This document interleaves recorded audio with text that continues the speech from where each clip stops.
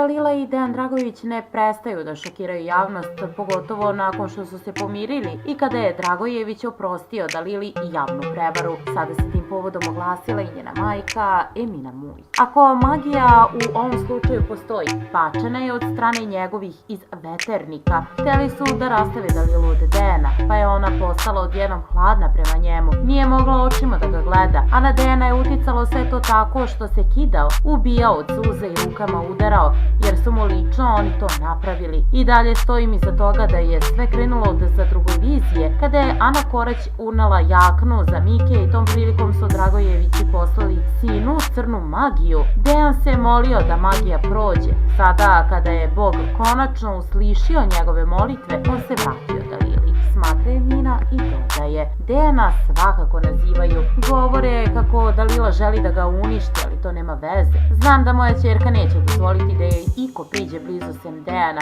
Shvatljivo je to što je se Dejan plaši, ali isto tako on dobro zna kakva je Dalila i da će vremenom omekšati i njih dvoje će ponovo biti zadovoljni. Uzbuđeno priča Emina. Ona smatra da je Filip Car samo ubačen u reality kako bi muvao žene. Dobit će on novac za sve to što je uradio, ali verujte mi da će sa druge strane sve to i izgubiti, jer je naneo mnogo zla. Majin otac Taki će ga zgaziti koliko god on sada ćutao. On mu nikada neće oprostiti što ovako javno ponižava Maju, zaključuje Emina. Njih dvoje nemaju prijatelje ni u sopstvenom svetu ni u realitiju, baš iz tog razloga što se uvek priča o njima vodi od kako je počeo reality. Svi drugi su senci pored Dalile i Dejana, zato ih to sve i boli. Bolji su i jači od svih, a to je ono što ne mogu da im oproste. Dalilina majka smatra da bi Dejan i Dalila trebalo da odu u inostranstvo nakon realitija. Kada izađu iz zadruge, neka idu u inostranstvo. Uvek mogu da otputuju za Austriju ili Nemačku i da žive gde god im je volja. Emina se nada da će tokom novogodišnjih praznika biti pozvana da uđe u Belu kuću. Nadam se da ću uspeti da uđem u zadrugu za novu godinu. Trebala sam da idem za Nemačku, ali sam sve to odložila zbog praznika i nove godine kako bih videla svoju decu,